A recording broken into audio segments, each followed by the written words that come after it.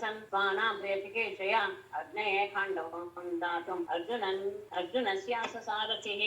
ಅದೇ ಮನೆಯಲ್ಲಿ ಇವನೇ ಇದ್ದಿತ್ತು. ಈಗ ವಾಸ ಅಲ್ಲಿ ಮಾಡುದ. ಈಗ 4 ತಿಂಗಳು ಸ್ವಲ್ಪ ತತ್ರ ಭಗವಾನ್ ಸ್ವಾನಾನ್ ಪ್ರೇತಿಕೇಶಯ ನಿವಸನ್ ಅಗ್ನೇಯೇ ಖಾಂಡವಂ ದಾತುಂ ಅರ್ಜುನಸ್ಯ ಸಾರಥಿಃ ಆಸ.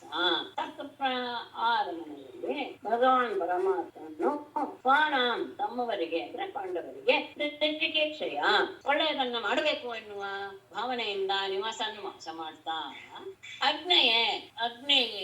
ಅಗ್ನಿದೇವನಿಗೆ ಖಾಂಡವಂ ದಾತುಂ ಖಾಂಡವನವನ್ನ ಅವನಿಗೆ ಅರ್ಪಿಸೋದಕ್ಕೋಸ್ಕರ ಅರ್ಜುನಸ್ಯ ಸಾರಥಿ ಅರ್ಜುನನಿಗೆ ಸಾರಥಿಯೂ ಸಹ ಆಗ್ರಹ. ಅಲ್ಲಿ ಇಟ್ಟುಕೊಂಡು ಅವರಿಗೆ ಎಲ್ಲ ರೀತಿಯ ಒಳ್ಳೆಯದನ್ನು ಮಾಡಬೇಕು, ಮುಂದೆ ಅವರಿಗೆ ಯಾವ ರೀತಿಯ ಬರುವಾಗ ಆ ರೀತಿಯ ಜೀವನ ಮಾಡಬೇಕು ಎನ್ನುವ ಭಾವನೆಯಿಂದ ಅಲ್ಲೇ ಉಳಿದುಕೊಂಡಂತಹ ಕೃಷ್ಣ ಅಲ್ಲಿಂದ ಒಮ್ಮೆ ಅಗ್ನಿಗೆ ಕಾಂಡವವನವನ್ನ ಸುಡೋದಕ್ಕೆ ಒಪ್ಪಿಗೆಯನ್ನು ಕೊಡುವ ಉದ್ದೇಶದಿಂದ ಅರ್ಜುನನ ಸಾರಥಿಯಾಗಿ ಅವನು ಆಗ ಸೋಗ್ನಿಸ್ತುಷ್ಟೋ ಧನುರಾತ್ ಹಯಾನ್ ಶ್ವೇತಾನ್ ರಥಂ ನೃಪ ಅರ್ಜುನಾಯ ಅಕ್ಷಯೌ ತೂಣೌ ವರ್ಮ ಚ ಅಭೇದ್ಯಂ ಅತ್ರಿಭಿಃ ನೃಪಂ ಸಹ ಅಗ್ನಿಃ ತುಷ್ಟಃ ಅನುಃ ಶ್ವೇತಾನ್ ಹಯಾನ್ ರಥಂ ಅಕ್ಷಯೌ ತೂಣೌ ಅಸ್ತ್ರಿಭಿಃ ಅಕ್ಷಯೌ ತೂಣೌ ಅಸ್ತ್ರಿಭಿಃ ಅಭೇದ್ಯಂ ವರ್ಮ ಚ ಅರ್ಜುನಾಯ ಅದಾತ್ ನೃಪರಾಜನೇ ಸಹ ಅಗ್ನಿಃ ಆ ಅಗ್ನಿಯು ಸಹ ತುಷ್ಟಃ ಬಹಳ ಸಂತೋಷವನ್ನು ಹೊಂದಿದವನಾಗಿ ಧನುಹು ಕಾಂಡೀವ ಧನಸ್ಸನ್ನ ಶ್ವೇತಾನ್ ಹಯಾನ್ ಬಿಳಿಯ 4 ಅಶ್ವಗಳನ್ನು ರಥವನ್ನು ಏನೇನಿಲ್ಲ ತೂಣವು ಅಕ್ಷಯವು ತೂಣು ಬರಿದಾಗದೇ ಇರುವಂತಹ 2 ಬತ್ತಳಿಕೆಗಳನ್ನು ಅಸ್ತ್ರಿಭಿಃ ಅಭೇದ್ಯಂ ವರ್ಮಚ ಎಂತಹ ಅಸ್ತ್ರಗಳಿಂದಲೂ ಸಹ ನಾಶವಾಗದೇ ಇರುವಂತಹ ಅಭೇದ್ಯವಾದಂತಹ ಕವಚವನ್ನು ಸಹ ಅರ್ಜುನನಿಗೆ ಅವನಿಗೆ ಬಹಳ ಸಂತೋಷವಾಗೋಯ್ತು. ಅವನು ಯಾವುದೋ ರೋಗದಿಂದ ಸಾಮಾನ್ಯ ತೊಂದಿನ ರೋಗದಿಂದ ಅವನು ಬಳಲಕ್ಕೆ ಶುರು ಮಾಡ್ಬಿಟ್ಟಿರ್ತಾನೆ ಅಗ್ನಿ. ಆಗ ಅವನು ತುಪ್ಪ ತಿಂದು ಅವನ ದೇಹ ಕೊಬ್ಬಿಬಿಟ್ಟಿರುತ್ತೆ, ದೇಹವೆಲ್ಲವೂ ಸಹ ಬೆಳ್ಳಗಾಗಿಬಿಟ್ಟಿರುತ್ತೆ.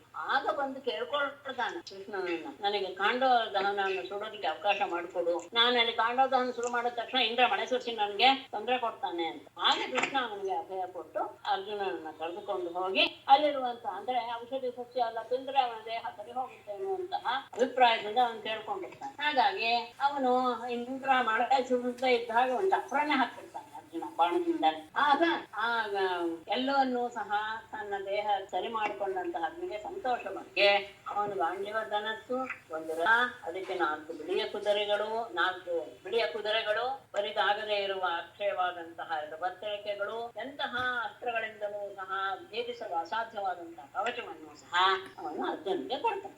ಆ ಸಂದರ್ಭದಲ್ಲಿ ಮಯ ಮೊನ್ನೆ ಕಾಲ ಬಂತು, ಮಯ ಎನ್ನುವನು ಬಂದು ಶರಣಾದಾಗ ಅವನನ್ನ ರಕ್ಷಣೆ ಮಾಡ್ತಾನೆ. ಮಯಶ್ಚ ಮೋಚಿತೋ ವನ್ನೇಃ ಸಭಾಂ ಸಖ್ಯೇ ಉಪಾಹರತ್ ಯಸ್ಮಿನ್ ದುರ್ಯೋಧನಸ್ಯ ಆಸೀತ್ ಜಲಸ್ಥಲ ದೃಶಿಭ್ರಮಃ ವನ್ನೇಃ ಮೋಚಿತಃ ಮಯಃ ಚ ಸಖ್ಯೇ ಸಭಾಂ ಉಪಾಹರತ್ ಯಸ್ಮಿನ್ ದುರ್ಯೋಧನಸ್ಯ ಜಲಸ್ಥಲ ದೃಶಿಭ್ರಮಃ ಆಸೀತ್. ಅದೇ ಸಂದರ್ಭದಲ್ಲಿ ವನ್ನೇಃ ಅಗ್ನಿಯಿಂದ ಮೋಚಿತಃ ರಕ್ಷಿಸಲ್ಪಟ್ಟಂತಹ ಮಯನೆಂಬ ರಾಕ್ಷಸನು ಸಹ ಸಖ್ಯೆ ತನ್ನ ಗೆಳೆಯನಾದಂತಹ ಅರ್ಜುನನಿಗೆ ಸಭಾ ಅತ್ಯಂತ ಉತ್ತಮವಾದಂತಹ ಒಂದು ಸಭಾಭವನವನ್ನ ಅವನು ನಿರ್ಮಿಸಿ ಒಡೆಯಾಗಿ ಕೊಟ್ಟ. ಏನದು ಸರಿ? ಯಸ್ಮಿನ್ ಯಾವ ಸಭೆಯಲ್ಲಿ ದುರ್ಯೋಧನನಿಗೆ ಜಲಸ್ಥಲ ದೃಶಿಭ್ರಮ, ನೆಲ ಮತ್ತು ಜಲದ ಭ್ರಾಂತಿ ಅಲ್ಲೇ ಉಂಟಾಯಿತು. ನೆಲ ನೋಡಿ ಜಲ ಅಂತ ಭಾವಿಸಿಬಿಟ್ಟ, ನೀರನ್ನು ನೋಡಿ ನೆಲ ಅಂತ ಭಾವಿಸಿ ಒದ್ದಾಡಿ ಭ್ರಮೆಯನ್ನು ಉಂಟು ಮಾಡಿದ್ದು ಯಾವುದಾಗಿತ್ತೋ ಆಸೀತ ಆಗಿತ್ತು ಅದೇ ಸಭೆ. ಕಾಂಡವಾಗ್ನಿಯಿಂದ ಉಳಿಸಲ್ಪಟ್ಟ ಮಾಯ ಮಿತ್ರನಾದಂತಹ ಅರ್ಜುನನಿಗೆ ಒಂದು ದೊಡ್ಡ ರಾಜಸಭೆಯನ್ನು ನಿರ್ಮಿಸಿಕೊಟ್ಟ. ಯಾವ ಆ ರಾಜಸಭೆಯಲ್ಲಿ ದುರ್ಯೋಧನ ಜಲವನ್ನ ನೆಲವನ್ನ ಜಲವೆಂದು ಭ್ರಾಂತಿ ಹೊಂದನೋ ಅದೇ ಇದಿಷ್ಟು ಹಿಂದೆ ನಡೆಸಿತ್ತು.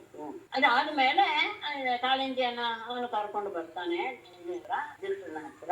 ಬಂದ ಮೇಲೆ ಸತೇನ ಸಮನುಜ್ಞಾತಃ ಧೃತಿಶ್ಚ ಅನುಮೋದಿತಃ ಆಯಯೋ ದ್ವಾರಕಾಂ ಭೂಯಃ ಸಾತ್ಯಕಿ ಪ್ರಮುಖೈಃ ತಥಃ ತೇನ ಸಮನುಜ್ಞಾತಃ ಧೃದ್ಭಿಃ ಚ ಅನುಮೋದಿತಃ ಸಾತ್ಯಕಿ ಪ್ರಮುಖೈಃ ವೃತಃ ಭೂಯಃ ದ್ವಾರಕಾಂ ಆಯಯೋ. ಏನ ಆ ಧರ್ಮರಾಜನಿಂದ ಸಮನುಜ್ಞಾತಃ ಒಪ್ಪಿಗೆಯನ್ನು ಪಡೆದವನಾಗಿ ಧೃದ್ಭಿಶ್ಚ ಸ್ನೇಹಿತರಿಂದಲೂ ಅಂದ್ರೆ ಅರ್ಜುನನಲ್ಲಿ ಉಳಿದ ಎಲ್ಲರಿಂದಲೂ ಸಹ ಅನುಮೋದಿತ ಅವರ ಅನುಮತಿಯನ್ನು ಅಂದ್ರೆ ಅವರು ಸಹ ಆಯ್ತು ಹೋಗ್ಬರ್ಲಿ ಎನ್ನುವ ಭಾವವನ್ನು ಪ್ರಕಟಿಸಿದಾಗ ಸಹ ಆ ಕೃಷ್ಣನು ಸಾತ್ವಿಕೆ ಪ್ರಮುಖ ವೃತಃ ಸಾತ್ವಿಕೆ ಮೊದಲಾದವರೊಡನೆ ಕೂಡಿಕೊಂಡು ಭೂಯ ಮತ್ತೆ ದ್ವಾರಕಾಂ ಆಯ್ತು ದ್ವಾರಕಾ ಪಟ್ಟಣಕ್ಕೆ ಹಿಂತಿರುಗ. ಧರ್ಮರಾಜ ಅರ್ಜುನ ಆದಿ ಮಿತ್ರರಿಂದಲೂ ಸಹ ಎಲ್ಲರಿಂದಲೂ ಸಹ ಒಪ್ಪಿಗೆಯನ್ನು ಪಡೆದುಕೊಂಡು ಕೃಷ್ಣ ಸಾತ್ವಿಕೆ ಮೊದಲಾದವರಿಂದ ಕೂಡಿದವನಾಗಿ ದ್ವಾರಕಕ್ಕೆ ಮತ್ತೆ ಬಂದ. ಅಲ್ಲಿ ಬಂದು ಕಾಳಿಂದಿಯನ್ನು ಮದುವೆಯಾದ. ಅಧೋಪಯೇಮೇ ಕಾಳಿಂದೀಂ ಸುಪುಣ್ಯತ್ವಕ್ಷ ಊರ್ಜಿತೆ ವಿತನ್ವನ್ ಪರಮಾನಂದಂ ಸ್ವಾನಾಂ ಪರಮಮಂಗಲಂ. ಅಥ ಸುಪುಣ್ಯರುತ್ವಕ್ಷೇ ಊರ್ಜಿತೆ ಸ್ವಾನಾಂ ಪರಮಂ ಮಂಗಲಂ ಪರಮಾನಂದಂ ವಿತನ್ವನ್ ಕಾಳಿಂದೀಂ ಉಪಯೇಮೆ. ಅಥ ಬಳಿಕ ಸುಪುಣ್ಯ ಋತ ವೃಕ್ಷೇ ಇರುತ್ತೆ. ಅತ್ಯಂತ ಮಂಗಲವಾದಂತಹ ಋತು ಮತ್ತು ವೃಕ್ಷ ನಕ್ಷತ್ರ. ಈ ನಕ್ಷತ್ರದಿಂದ ಊರ್ಜಿತೆ ಕೂಡಿರುವಂತಹ ಸಂದರ್ಭದಲ್ಲಿ ಅಂದ್ರೆ ಉತ್ತಮವಾದಂತಹ ಗ್ರಹ ಸ್ವಾನಾಂ ತಮ್ಮವರಿಗೆಲ್ಲರಿಗೂ ಸಹ ಪರಮ ಮಂಗಲಂ ಮಂಗಲವನ್ನು ಪರಮಾನಂದಂ ಆನಂದವನ್ನು ವಿತನ್ಮನ್ನು ಉಂಟು ಮಾಡ್ತಾ ಕಾಲಿಂದಿಯನ್ನು ಉಪಯೇಮೆ ಮದುವೆಯಾದ. ಮಂಗಲಕರವಾದ ಪುಣ್ಯ ಋತು ನಕ್ಷತ್ರದಲ್ಲಿ ತನ್ನವರಿಗೆ ಪರಮಾನಂದವನ್ನು ಶುಭವನ್ನು ಉಂಟು ಮಾಡ್ತಾ ಕಾಲಿಂದಿಯನ್ನು ಮದುವೆ. ವಿಂದಾನುವಿಂದೌ ಅವಂಚೌ ದುರ್ಯೋಧನ ವಶಾನುಗೌ ಸ್ವಯಂವರೇ ಸ್ವಭಜನಿ ಕೃಷ್ಣೇ ಸಕ್ತಾಂ ನ್ಯಷೇಧತಾಂ. ಇದರಲ್ಲಿ ಈ ಅಧ್ಯಾಯದಲ್ಲಿ ಅಷ್ಟು ಜನ ಮಹಿಷಿಯರನ್ನ ಉಳಿದ 7 ಜನ ಮಹಿಷಿಯರನ್ನು ಮದುವೆಯಾದ ವಿಷಯ ಇದೆ. ರುಕ್ಮಿಣಿಗಾಗಿತ್ತು, ಸತ್ಯಭಾಮೇನಾಯ್ತು, ಮೂರ್ತಿ ಆಯ್ತಲ್ಲ. ಈಗ ಕಾಲಿಂದಿ ಆಯ್ತು, ನಾಡಕಂತು, ಈಗ ತಿರುವಿಂದ ಅಂತ ಅವಳನ್ನ ಈಗ ನಮ್ಗೆ ದುರ್ಯೋಧನ ವಶಾನುಗೌ ಅವಂಚೌ ವಿಂದಾನುವಿಂದೌ ಸ್ವಯಂವರೇ ಕೃಷ್ಣೇ ಸಕ್ತಾಂ ಸ್ವಭಗಿನಿ ನ್ಯಷೇಧಾಂ. ದುರ್ಯೋಧನ ವಶಾನುಗೌ ದುರ್ಯೋಧನ ವಶದಲ್ಲಿ ಇದ್ದಂತಹ ಅಂದ್ರೆ ಅವನ ಸಾಮಂತರ ಅಂತಹ ಅವಂಚೋ ಅವಂತು ದೇಶದ ವಿಂದ ಅನುವಿಂದೋ ರಾಜರಾಗಿದ್ದಂತಹ ವಿಂದ ಮತ್ತು ಅನುವಿಂದ ಅನ್ನುವಂತಹ ಇಬ್ಬರು ಅಣ್ಣದವರಿಗೆ ಮಿತ್ರರಿಂದವರಿಗೆ ಅವರಿಬ್ಬರು ಸ್ವಯಂವರದಲ್ಲಿ ಕೃಷ್ಣೇ ಸಕ್ತಾಂ ಕೃಷ್ಣನನ್ನು ಮದುವೆಯಾಗಲು ಬಯಸಿದಂತಹ ಸ್ವಭಗಿಣಿ ತಮ್ಮ ಸಹೋದರಿಯನ್ನ ನ್ಯಷೇಧತಾಂ ತಡೆದು ಸ್ವಯಂವರವನ್ನು ಏರ್ಪಡಿಸಿದ್ದಾರೆ. ಆ ಸಂದರ್ಭದಲ್ಲಿ ಅವಳು ಕೃಷ್ಣನನ್ನು ಮದುವೆ ಆಗ್ಬೇಕು ಅಂತ ಇಷ್ಟಪಟ್ಲು. ಆದ್ರೆ ದುರ್ಯೋಧನ ಸಾಮಂತರಾದ್ದರಿಂದ ಅವಂತಿ ದೇಶದ ರಾಜರು ಅದು ದುರ್ಯೋಧನಗೆ ಇಷ್ಟ ಇಲ್ಲ ಅನ್ನೋದು ತಿಳ್ಕೊಂಡ್ಮೇಲೆ ಅವರು ಸಹ ಕೃಷ್ಣನ ಸಂದೇಶ ಮಾಡುವಂತಹ ಭಾವವನ್ನು ಹೊಂದಿದ್ರು. ಅವರು ತಂಗಿಗೆ ಮದುವೆ ಆಗೋದಕ್ಕೆ ಬಿಡ್ಲಿಲ್ಲ. ಆಗ ಅವ್ರು ಯಾರು ಅವರು ಅಂದ್ರೆ ಸೋದರತೆ ಮಗ ರಾಜಾದಿದೇವ್ಯಾಸ್ತನಯ ವಿಕ್ರಮಿಂತಾಂ ಋತಶ್ರಸು ಪ್ರಸಖ್ಯವಾನ್ ಕೃಷ್ಣ ರಾಜನ್ ಪಿತೃಶ್ವಸು ರಾಜಾಧಿದೇವ್ಯಾಃ ತನಯಾಂ ವಿಕ್ರಮಿಂದಾಂ ಕೃಷ್ಣಃ ಪ್ರಪಶ್ಯತಾಂ ರಾಜ್ಞಾಂ ಪ್ರಸಖ್ಯ ಕೃತವಾನ್. ಸ್ವಯಂವರ. ಹಾಗಾಗಿ ಪಿತೃಶ್ವಸು ಸೋದರತೆಯಾದಂತಹ ರಾಜಾದಿದೇವಿಯ ತನಯ ಮಗಳಾದ ಮಿತ್ರವಿಂದೆಯನ್ನು ಪ್ರಪಶ್ಯತಾಂ ರಾಜ್ಞಾಂ ಎಲ್ಲ ರಾಜರು ನೋಡ್ತಾ ಇರುವಾದರೆ ಕೃಷ್ಣ ಪ್ರಸಖ್ಯ ಬಲಾತ್ಕಾರವಾಗಿ ಕೃತವಾನ್ ಅವನ ಸಹೋದರತೆ ರಾಜಾದಿದೇವಿ ಅವಳ ಮಗಳು ಮಿತ್ರನಿಂದ ಅವಳು ಇವನನ್ನೇ ಮದುವೆ ಆಗ್ಬೇಕು ಅಂತ ಇಷ್ಟಪಟ್ಟಿದ್ರು. ಯಾವಾಗ ಅಣ್ಣಂದ್ರು ನಿಷೇಧ ಮಾಡಿದ್ರು ಆಗ ಕೃಷ್ಣ ಬಲಾತ್ಕಾರವಾಗಿ ಆ ಸಂವರದಲ್ಲಿ ಅವಳನ್ನು ಅಪಹರಿಸಿಕೊಂಡು ಹೋಗಿಬಿಟ್ಟು ನಜ್ಜಿನ್ನಾಮ ಕೌಸಲ್ಯ ಆಸೀತ್ ರಾಜಾತಿ ಧಾರ್ಮಿಕಃ ತಸ್ಯ ಸತ್ಯ ಭವತ್ ಕನ್ಯಾ ದೇವಿ ನಾಗ್ನಜಿತಿ ನೃಪ. ಕೌಸಲ್ಯಃ ನಗ್ನಜಿತ್ ನಾಮ ಧಾರ್ಮಿಕಃ ರಾಜಾ ಆಸೀತ್ ತಸ್ಯ ಕನ್ಯಾ ದೇವಿ ನಾಗ್ನಜಿತಿ ಸತ್ಯ. ಕೃಪಾರಾಜನೇ ಕೌಸಲ್ಯ ಕೋಸಲ ದೇಶದವನಾದ ನಗ್ನಚಿತ್ ನಾಮ. ಕೌಸಲ್ಯ ದೇಶದಲ್ಲಿ ನಗ್ನಚಿತ್ ಎನ್ನುವ ಹೆಸರಿನ ಅತಿ ಧಾರ್ಮಿಕ ಅತ್ಯಂತ ಧಾರ್ಮಿಕನಾದಂತಹ ರಾಜನು ಆಸೀತ್. ನಗ್ನಚಿತ್ ಎನ್ನುವಂತಹ ಕೋಸಲ ದೇಶದ ರಾಜನಾಗಿದ್ದ. ತಸ್ಯ ಅವನಿಗೆ ಕನ್ಯಾ ಮಗಳಾದ ದೇವಿ ಸುಂದರಳಾದಂತಹ ನಾಗ್ನಜಿತಿ. ನಾಗ್ನಜಿತಿ ಅನ್ನೋದು ತಂದೆಯಿಂದ ಬಂದಿದ್ದು. ನಾಗ್ನಜಿತಳ ಮಗಳು ನಾಗ್ನಜಿತಿ ಮತ್ತು ಸತ್ಯ, ಅವಳ ಹೆಸರು ಸತ್ಯ. ಅಂದ್ರೆ ನಾಗ್ನಜಿತಿಯಾದ ಸತ್ಯ ಎನ್ನುವ ಹೆಸರಿನವಳು ಅಭವತಿ ಇದ್ದು. ಅಂದ್ರೆ ಹೆಸರನ್ನ ಅವಳಿಗೆ ಪ್ರಯೋಗ ಮಾಡ್ತಾರೆ, ಅದಕ್ಕೋಸ್ಕರ ಎರಡನ್ನು ಉಲ್ಲೇಖ ಮಾಡಿದ್ದಾರೆ. ನಗ್ನಜಿತ ಕೋಸಲ ದೇಶದ ರಾಜ, ಅತ್ಯಂತ ಧಾರ್ಮಿಕರಾದಂತಹ ರಾಜನಾಗಿದ್ದ. ಅವನಿಗೆ ಒಬ್ಬಳು ಮಗಳು, ಅತ್ಯಂತ ಸುಂದರಳಾದಂತಹ ಮಗಳು. ಅವಳ ಹೆಸರು ಸತ್ಯ. ಅವಳು ನಾಗ್ನಜಿತಿ ಎನ್ನುವ ಹೆಸರಿನಿಂದಲೂ ಸಹ ಪ್ರಸಿದ್ಧಳಾಗ. ನತಾಂಶೇ ನೃಪಾವೋಢುಂ ಅಜಿತ್ವಾನ್ ಸಪ್ತಗೋರುಷಾನ್ ಯಕ್ಷಶೃಂಗಾನ್ ಸುಧರ್ಷಾನ್ ವೀರಗಂಧಾಸಹಾನ್ ಫಲಾನ್. ತಾಂ ಓಢುಂ ನೃಪಾಃ ಸಪ್ತಗೋರುಷಾನ್ ಯಕ್ಷಶೃಂಗಾನ್ ಸುದುರ್ದರ್ಶಾನ್ ವೀರಗಂಧಾಸಹಾನ್ ಫಲಾನ್ ಅಜಿತ್ವಾ ನ ಶೇಷೋ. ನೃಪಾಃ ರಾಜರು ತಾಂ ಓಢುಂ ಅವಳನ್ನು ಮದುವೆಯಾದರು.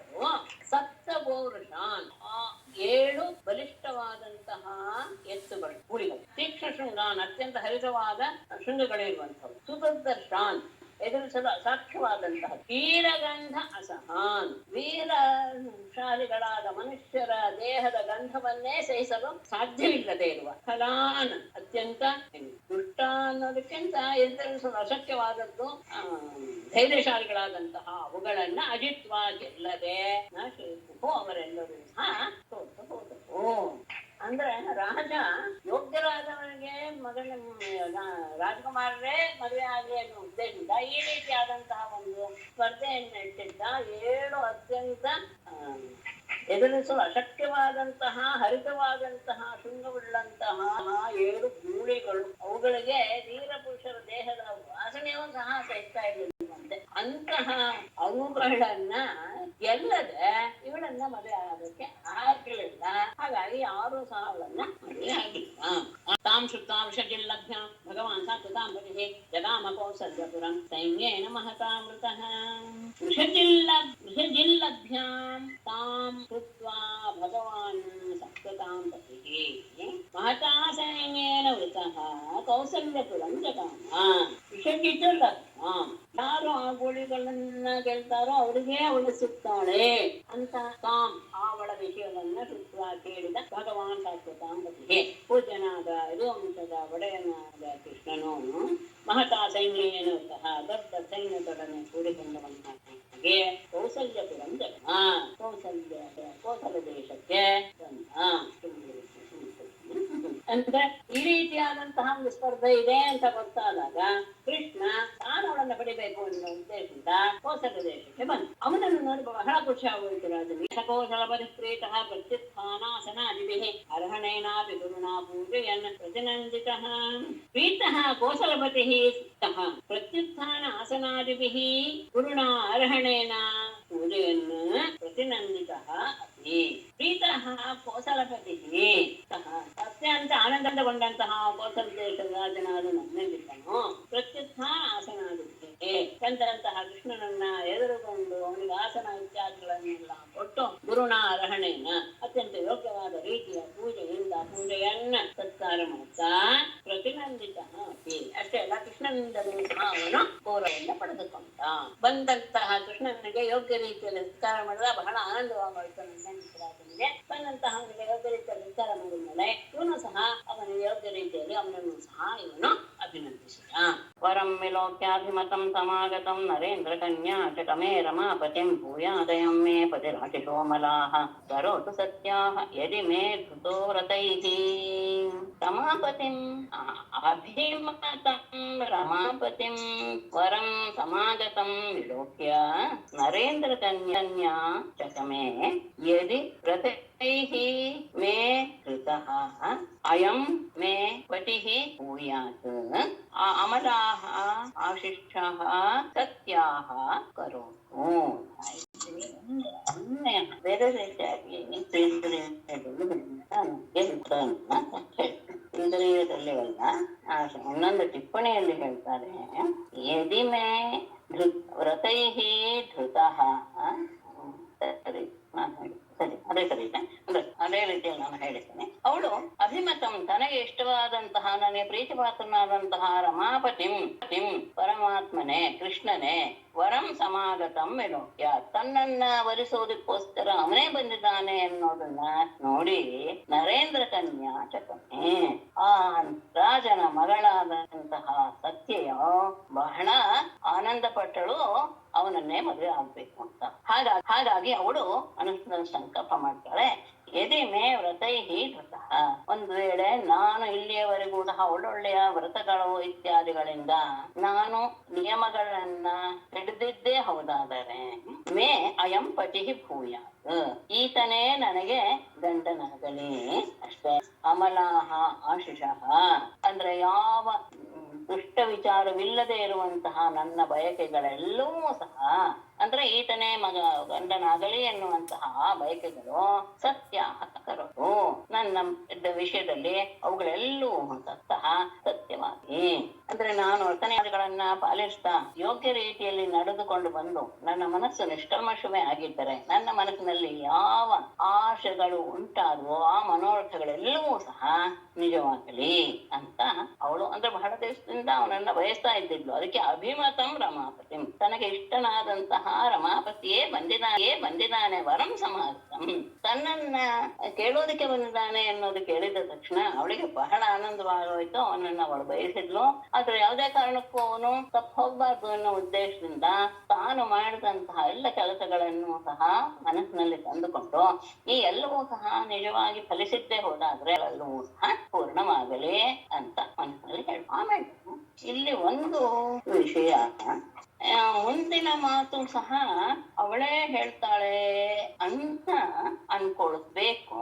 ಆದರೆ ಕೆಲವರು ಅದನ್ನ ರಾಜನೇ ಹೇಳ್ದ ಎನ್ನುವ, ಅಂದರೆ ರಾಜ ತನ್ನ ಮನಸ್ಸಿನಲ್ಲಿ ಭಾವಿಸ್ತ ಎನ್ನುವುದನ್ನು ಸಹ ಹೇಳ್ತಾರೆ.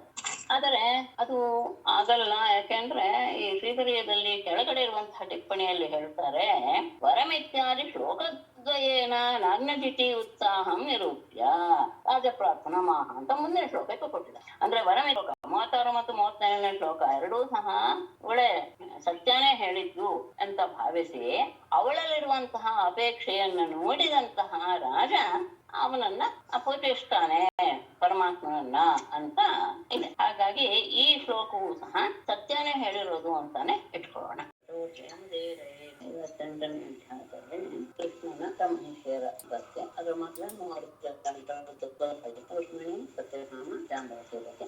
ಈಗ ಉಳಿದ 5 ಜನರ ಅಂಶವನ್ನ ಹೇಳಕ್ಕೆ ಹೊರಟಿದ್ದಾರೆ. ಅದರಲ್ಲಿ ಕಾಳಿಂದಿ ವಿಚಾರ, ಅದು ಸಂದರ್ಭ ಹೇಗೆ ಬಂತು ಅನ್ನೋದನ್ನ ತಗೊಂಡ್ರು. ಪಾಂಡವರನ್ನ ನೋಡೋದಕ್ಕೆ, ಅಂದ್ರೆ ಅವರು ಅರಗಿನ ಮನೆಯಲ್ಲಿ ಮರಣ ಹೊಂದಿಲ್ಲ, ಕ್ಷೇಮವಾಗಿದ್ದಾರೆ ಎನ್ನುವಂತಹ ವಿಷಯವನ್ನ ತಿಳಿದು ಅವರನ್ನ ನೋಡಬೇಕು ಅನ್ನೋ ಉದ್ದೇಶದಿಂದ ಸಾತ್ವಿಕ ಮಲ್ಲಾದಂತಹ ಬಂಧುಗಳ ಜೊತೆಗೆ ಕೃಷ್ಣ ಇನ್ನಿಸ್ಕೊಳ್ತಾರೆ. ಅವರನ್ನು ನೋಡಿದ ತಕ್ಷಣ ಎಲ್ಲರ ಪಾಂಡವರಿಗೂ ಸಹ 5 ಜನ ಮತ್ತು +1 ಅದರಿಂದ ಅದ್ರ 5 ಜನ ಇದೆ ಸದ್ಯಕ್ಕೆ,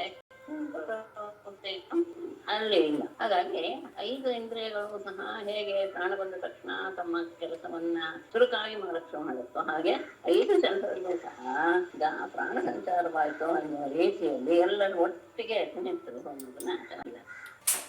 ಇದರಲ್ಲೇ ಅವರೆಲ್ಲರಿಗೂ ಸಹ ಬಹಳ ಆನಂದವಾಯಿತು. ಎಲ್ಲರೂ ಸಹ ಪರಮಾತ್ಮನನ್ನ ಆಲಿಂಗಿಸಿಕೊಂಡ್ರು. ಅವನ ಆಲಿಂಗನದಿಂದಲೇ ಅವರೆಲ್ಲರ ಪಾಪಗಳು ಸಹ ಎಲ್ಲ ಪರಿಹಾರವಾಯಿತು ಎನ್ನುವ ಹಾಗೆ ಆಗಿ ಹೋಯಿತು. ಆತನ ಮೃದುವಾದ ಮುಖನಗುವಿನಿಂದ ಕೂಡಿದಂತಹ ಮುಖ ಎಲ್ಲ ಆನಂದವನ್ನು ಉಂಟು ಮಾಡಿತು. ಪರಮಾತ್ಮ ಅಧ್ಯಕ್ಷನಿಗೆ ವೇಮಸೇನನಿಗೆ ದೊಡ್ಡವನಾದ್ದರಿಂದ ನಮಸ್ಕಾರ ಮಾಡಿದ. ಅರ್ಜುನ ತನ್ನ ಸಮವಯಸ್ಕನಾದ್ದರಿಂದ ಅವನನ್ನು ಆಲಂಗಿಸಿಕೊಂಡ. ನಕಲ ಸಹದೇವರು ಅವರೇ ಪರಮಾತ್ಮನಿಗೆ ನಮಸ್ಕಾರ ಮಾಡಿ ಆಶೀರ್ವಾದ. ಆ ಸಂದರ್ಭದಲ್ಲಿ ಕೃಷ್ಣ ಸಿಂಹಾಸನ ಮೇಲೆ ಕೂರಿಸಿದ ಕೃಷ್ಣನನ್ನ ಯಧಿಷ್ಠಿರ. ಆಗ ತಾನೇ ವಿವಾಹವಾಗಿದ್ದಂತಹ ದ್ರೌಪದಿ ಚಿಟ್ಟೆಯಿಂದ ನಿಧಾನವಾಗಿ ನಡ್ಕೊಂಡು ಬಂದು ಕೃಷ್ಣನಿಗೆ ನಮಸ್ಕಾರ ಮಾಡಿದ್ರು. ಹಾಗೆ ಪಾಂಡವರು ಕೃಷ್ಣನಿಗೆ ಕೊಟ್ಟ ಹಾಗೇನೆ ಸ್ವಾಗತವನ್ನು ಕೊಟ್ಟ ಹಾಗೇನೆ ಕಾರ್ತಿಕಿಗೂ ಅಂದ್ರೆ ಆತನ ಸರಿ ಸಮಾನನಾದ್ರಿಂದ ಕಾರ್ತಿಕಿಗೂ ಅದೇ ರೀತಿಯಾಗಿ ಸ್ವಾಗತ ಸತ್ಕಾರಗಳನ್ನ ಮಾಡಿ ಅವನಿಗೆ ಒಂದು ಆಸನವನ್ನು ಕೊಟ್ಟರು. ಆಮೇಲೆ ಬಂದಂತಹ ಉಳಿದ 7 ವಂಶದವರೆಗೂ ಸಹ ಅದೇ ರೀತಿಯಾಗಿ ಸತ್ಕಾರ ಮಾಡಿ ಅವರೆಲ್ಲರನ್ನೂ ಸಹ ಕೂರಿಸಿ ಆಗ ಸೋದರತೆಯಾದಂತಹ ಕುಂತಿ ಬಂದು ಅವಳಿಗೆ ಬಹಳ ತನ್ನ ಬಾಂಧವರ ಬಗ್ಗೆ ಎಲ್ಲ ನೆನಪು ಬರುತ್ತೆ. ಅವಳು ನಮಸ್ಕಾರ ಮಾಡಿ ಸ್ನೇಹದ ಆದಿತ್ಯದಿಂದ ಕಣ್ಣಲ್ಲಿ ನೀರು ತುಂಬಿಕೊಂಡು ಆಲಂಗಿಸಿಕೊಂಡು ದ್ವಾರಕೆಯಲ್ಲಿರುವಂತಹ ಎಲ್ಲರೂ ಚೆನ್ನಾಗಿದಾರ ಅಂತ ವಿಚಾರಿಸಿ ತನ್ನ ಭಾವವನ್ನು ಪ್ರಕಟಪಡಿಸ್ತಾಳೆ. ಕೃಷ್ಣನು ಸಹ ಕುಂತಿ ಮತ್ತು ಅವಳ ಸೊಸೆ ಕುಶಲವನ್ನು ವಿಚಾರಿಸ. ಆಗ ಕುಂತಿ ಗದ್ದದಿಂದ ಕಂಠದಿಂದ ಅಂತೆಲ್ಲ ಕಷ್ಟಗಳನ್ನ ಸ್ಮರಿಸಿಕೊಂಡು ಕಷ್ಟ ಎಲ್ಲ ಮುಗಿದ ಮೇಲೆ ಪರಮಾತ್ಮ ತನಗೆ ದರ್ಶನ ಕೊಟ್ಟಿದ್ದಾನೆ ಎನ್ನುವಂತಹ ಭಾವವನ್ನು ಪ್ರಕಟಪಡಿಸ್ತಾ ಕೃಷ್ಣನಿಗೆ ಹೇಳ್ತಾಳೆ, ನೀನು ನಮ್ಮ ಕುಶಲವನ್ನ ವಿಚಾರಿಸೋದಕ್ಕೋಸ್ಕರ ನನ್ನ ಸೋದರನಾದ ಅಸುರರನ್ನ ಕಳಿಸಿದೆ. ಆಗಲೇ ನಾವು ಅನ್ಕೊಂಡ್ವಿ ನಾವೆಲ್ಲರೂ ಅಂದ್ರೆ ನಮ್ಮನ್ನು ವಿಚಾರಿಸೋರು ಇದ್ದಾರೆ ಎನ್ನುವ ಭಾವ ನಮ್ಮಲ್ಲಿ ಮೂಡ್ತು. ನೀನು ಎಲ್ಲರಿಗೂ ಸಹ ಮಿತ್ರ ಮತ್ತೆ ಎಲ್ರು ಆತ್ಮನು. ನಾನು ಮೊನ್ನೆ ಹೇಳಿದ್ದೆ, ಕುಂತಿಗೆ ಮಾತ್ರ ಕೃಷ್ಣನ ಬಗ್ಗೆ ಪರಮ ನಂಬಿಕೆ, ಪರಮ ಆಧಾರ. ಅವನು ಸಾಕ್ಷಾತ್ ಪರಮಾತ್ಮ ಅನ್ನೋದನ್ನ ಅವಳು 100% ನಂಬಿದಂತೆ. ಅದೇ ರೀತಿಯಲ್ಲಿ ಅವಳು ಕೃಷ್ಣನನ್ನ ಚಿತ್ರಿಸ್ತಾಳೆ. ನಿನಗೆ ಸ್ವಕೀಯರು ಪರಕೀಯರು ಎನ್ನುವಂತಹ ಭೇದ ಇಲ್ಲವೇ ಇಲ್ಲ. ಆದ್ರೆ ಯಾರು ನಿನ್ನನ್ನ ಯಾವಾಗ್ಲೂ ಸ್ಮರಿಸ್ತಾ ಇರ್ತಾರೋ ನೀನು ಅವರ ಮನಸ್ಸಿನಲ್ಲಿ ನೆಲೆಸ್ತೀಯಾ, ಅವರ ಕಷ್ಟಗಳನ್ನೆಲ್ಲ ಒಂದು ರೀತಿಯಲ್ಲಿ ನಿವಾರಣೆ ಮಾಡ್ತೀಯಾ ಅಂತ ಹೇಳಿ ತನ್ನ ಭಾವನ ಪ್ರಕಟಪಡಿಸ್ತಾಳೆ.